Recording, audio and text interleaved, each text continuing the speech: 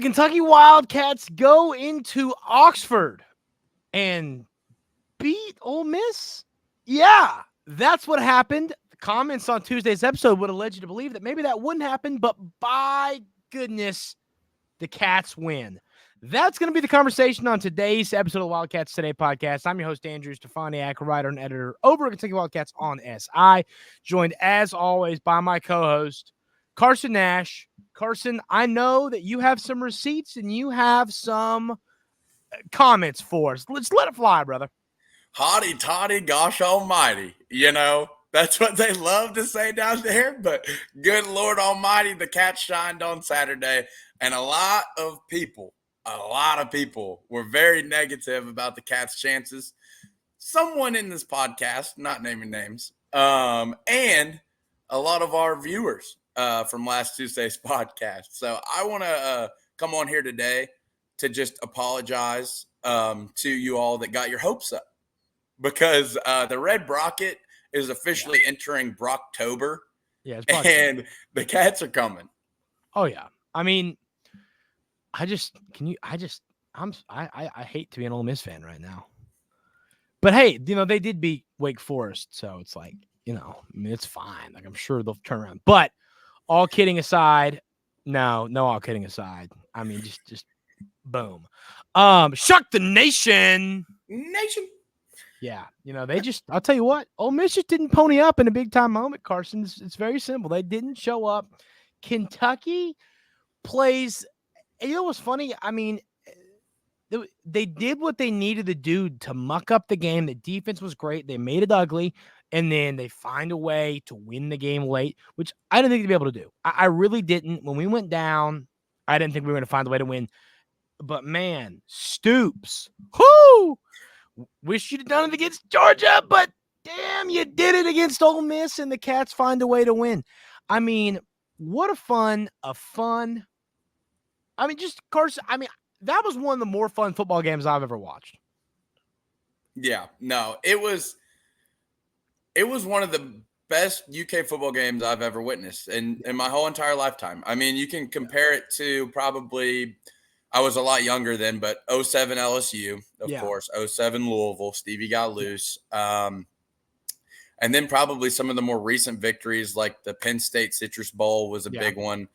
And then in Iowa Citrus Bowl, of course, too. But some of these, I mean, Saturday was one of the happiest times I've ever had being a UK football fan. Like, I genuinely couldn't put into words how happy I was on Saturday. And I know me and you were watching it together, and we had some sprites, as you like to call them, and got rowdy for the Cats. And I tell you what, on that 4th and 7, when Barryon caught that go route, Boff's basement exploded.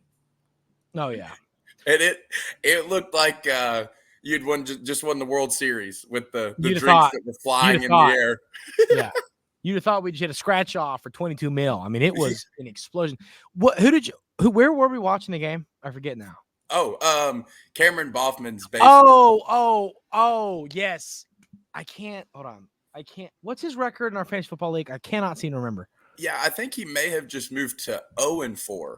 Oh, yeah, he's 0-4. I have about 20 booked near where I live, near Clownsville. Yeah, dude who's been doing this for 32 years. Full-time professional. Rated by One Family Magazine, #1 clown, 9 straight years. Hey, maybe someday he'll shock the nation and get a win in fantasy football. That'd be great, but it wasn't this weekend, and you can bet your behind it won't be next weekend either. We're rooting for 0-0. I want to be able to play that. We're rooting for what is it? 0-16, like his Lions. Yeah, that's the plan. That's the goal. But you know, I mean, now getting on to the rest of the season, Carson. We're going to keep talking a little bit more about the Ole Miss game because we could sit here and yap about that. Yeah, we need to dive more in depth because I think there's a lot of good stuff to come out of it. But before we get deeper into the game, how much confidence do you have in Kentucky being able to, for sure, get bowl eligible?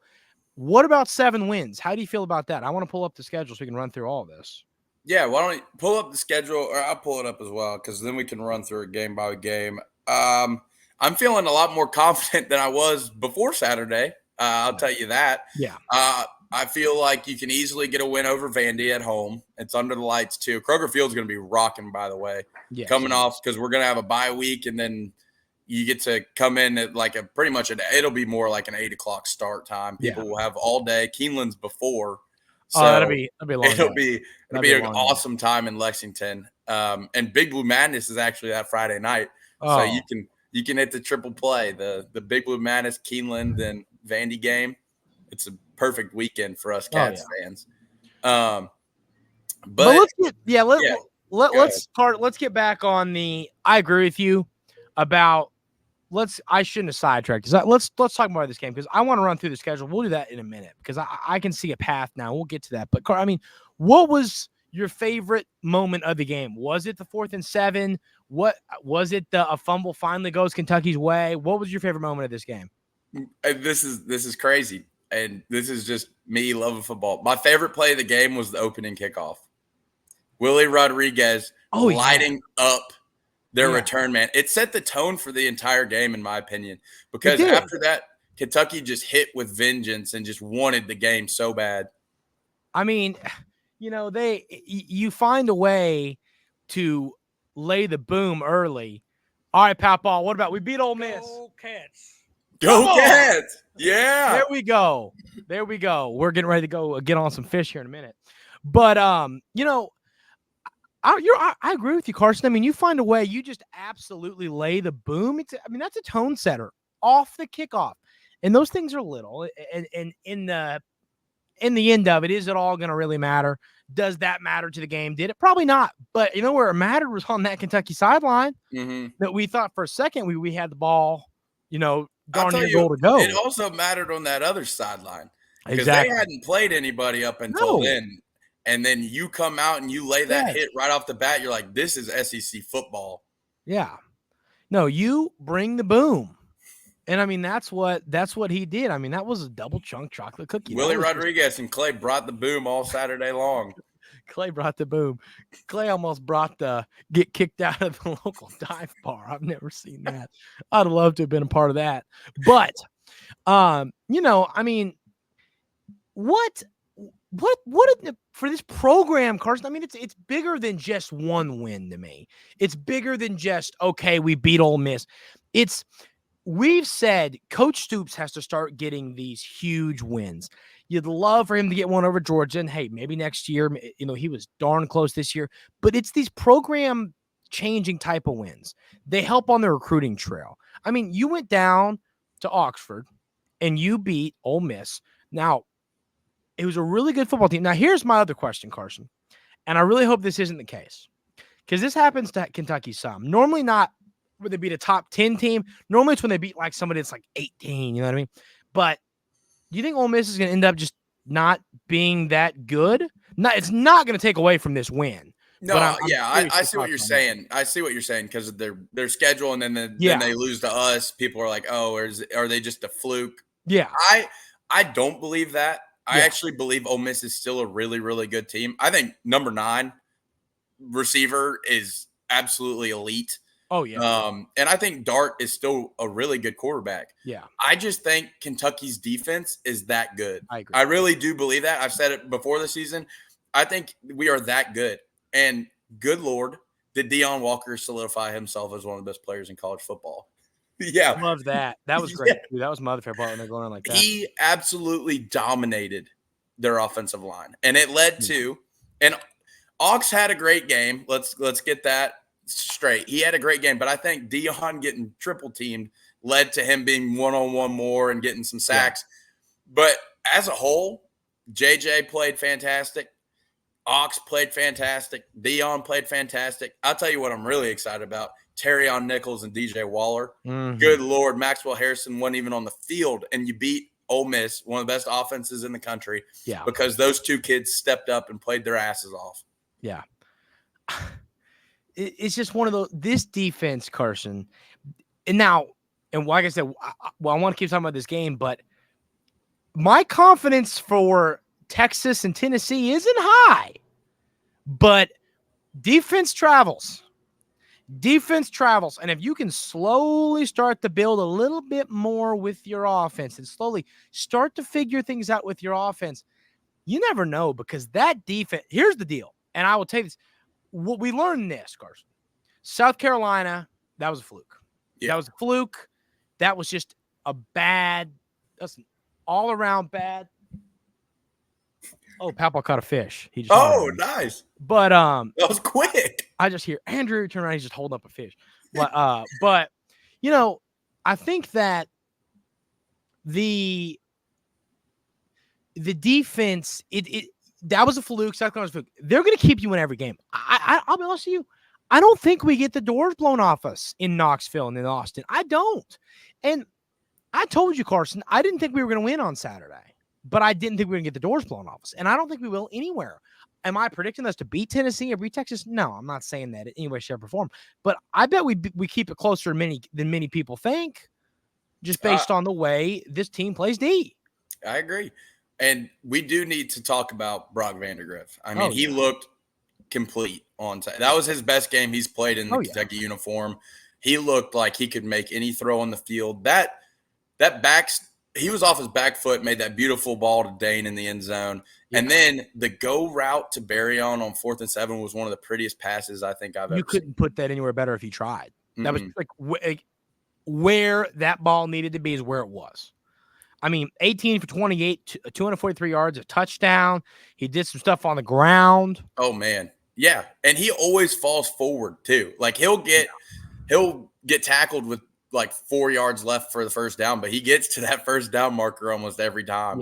Yeah. And I mean, you know, you know what Kentucky ran the ball for? You know how many yards per carry the Cats average in this game? No, I don't. Probably not a ton. Yeah, I was going to say. Who? Well, Ole Miss's rush defense came in number 1 overall. Yeah. Oh, I'm not complaining. Yeah, I'm not complaining. What I'm more talking about, in all honesty, is this is just a shout out. Now, the offense, when it needed to come up big, came up big. That's the reality here.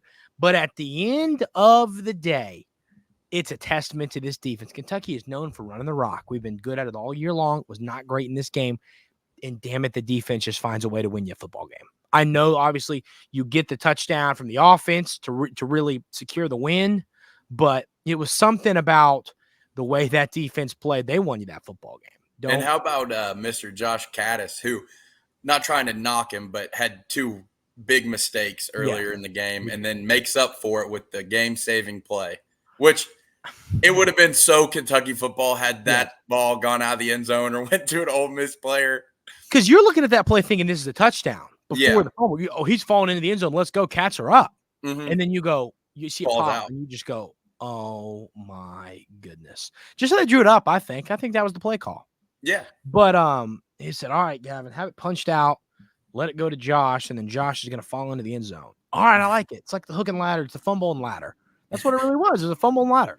But, but seriously, to Caddis, man, he had some not great play. There was he dropped mental mistakes, dropped passes, stuff that can't happen when you want to win football games. And you could tell he was down on himself. Yeah. Like they showed the camera on him. He looked like he was down. But when it mattered the most, who made the big play to win Kentucky the football game on the road against Ole Miss, a top 10 team? Josh Caddis did. And that's what I love about this football team. Maybe they're not going to show up every game. Maybe they're not going to win every game. But when it matters the most, these players, they're always going to strap it on. They're always going to play as hard as they can, and they aren't going to give up ever. And that's what I love about this football team. So any other Ole Miss thoughts before we move on, talk more big picture rest of the season? Yeah, you can't mention this game without mentioning us watching the breakout of an absolute superstar. Mr. Dane Key had his best game in a Kentucky uniform, in my opinion, and it's back-to-back games with over 100 receiving yards for Dane Key. Yeah. It seems like we're force-feeding him. I think he had over 10 receptions. I could be wrong, but he was an absolute force. On Saturday, and they couldn't do anything about it. They could not stop Dane Key, and I think you're going to see a lot more of that, hopefully, for this upcoming season. And I think you're witnessing the birth of a giant. I'm with you, and I'll tell you what. Throw the football a little bit more. So I'm thinking, I love. Okay, it's our identity. We like to run the ball. Sure, great, okay, whatever. We have really good receivers. And I'm not saying throw it 50 times a game and run it 25. I'm saying I'd like to see it'd be a little. I mean, you ran the football 47 times, 28 passing attempts. I wouldn't hate to see that come down a little bit. But then if you go to the opposite side of that, Carson, we're talking about how did you win this game? You mucked it up and you made it ugly. So maybe that's kind of what you just got to do. Me and you both our what we said we had to do to win was to control the line of scrimmage, eat the clock, and play some mouth-mash football. And that's exactly what we did. And we won the game off of it. So I think that's our identity.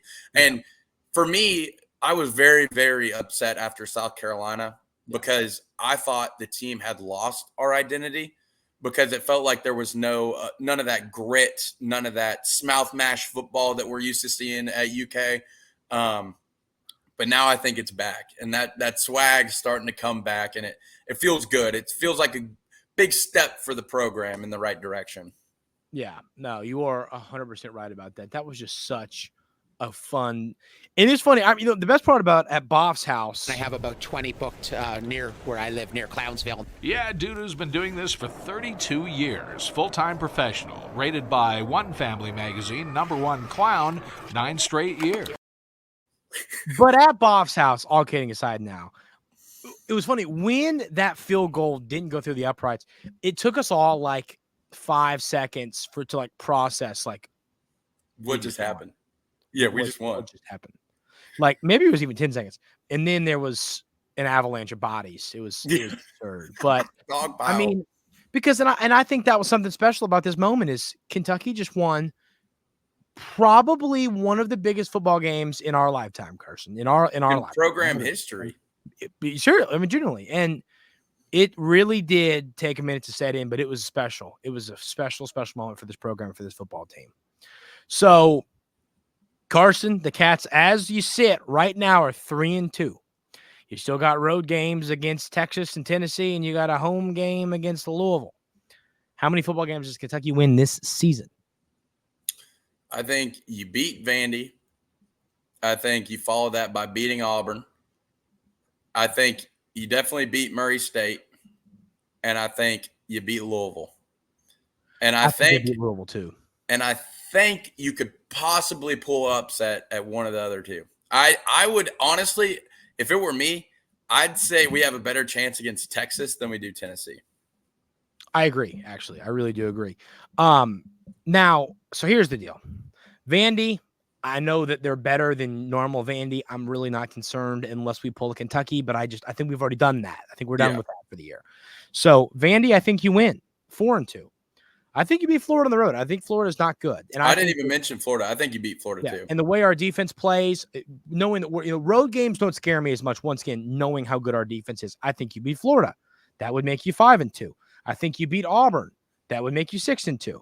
I think you lose to Tennessee. That makes you 6-3. I think you beat Murray State. That makes you 7-3. I think you lose to Texas 7-4, and I think you beat Louisville. This Ole Miss game, we were talking. The world is ending. We were talking. How do you even make a bowl game? Yeah. And now a few things, Auburn and Florida being literally the worst football teams to ever walk the planet helps you a little bit, and knowing you play Vandy too. But, I mean, after that South Carolina, Georgia, we went, you have to find a way to beat a couple of these teams to even make a bowl game. Now it's like you really have I think it's right now I'd predict you to go 7-5. Because you've got 3 wins. Vandy wins. I think Florida you go wins, 8-4, Auburn right? win. That'd be 8-4 if you beat Vandy, Florida, Auburn, Murray State, and Louisville. Yeah, if you beat Louisville, Murray State, Auburn, Florida, and Vandy, that's 8-4. Yeah, and that's very doable.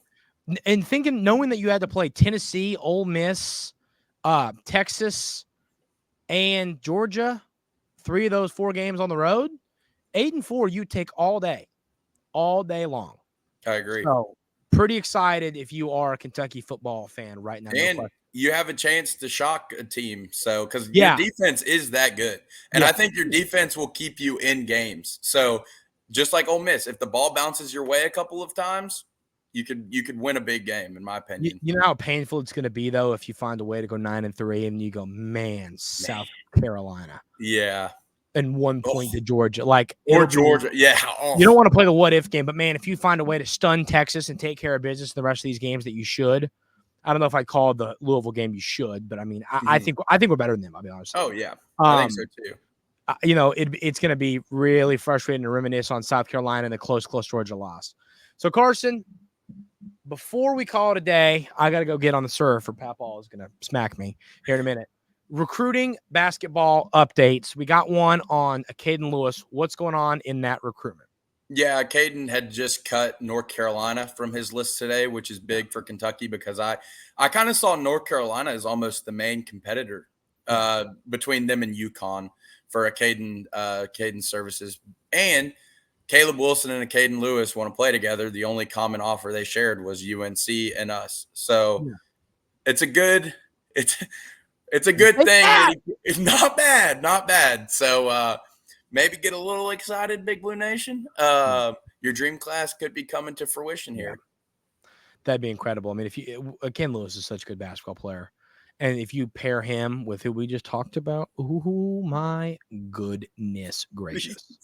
That would fire me up. Speaking of, did you see those highlights of Jasper dunking all over those people? Yeah, he's just so good at the sport of so basketball. He's so good at round ball. I mean, he's something else. He's going to be special. He is special. He's going to be crazy. I am so fired up for Big Blue Madness also. I am fired up. I can't wait. That's going to be a ton of fun. You know, Jasper kind of reminds me of you dunking on like the 8-foot goals. Oh, really? Yeah, because you're lefty, just like him. Yeah. Oh, but like the problem is he looks athletic. He looks athletic doing it, but not quite like when I do it. So, I mean, I can see where you kind of see that, but I don't think it's completely the same. I mean, he's close to what I do, but it's just like, it's similar. All right, listen, if you haven't already, hit that subscribe button. That helps the show a ton. Hit the like button. Both those things help us out. We'll have something for you on Thursday. Probably talk a little bit of hoops. I mean, ladies and gentlemen, we are really, really close. We are getting there. Pro Day's on Monday. Yeah, exactly. Huh? Pro Day's next Monday. Yeah. So you'll get to watch the team a little bit early. So that's exciting. I'm fired up for that. So hope everyone has a great rest of their day today. Like we said, hit that subscribe button. We appreciate you a ton. And we'll see y'all on Thursday right here on the Wildcats Today podcast.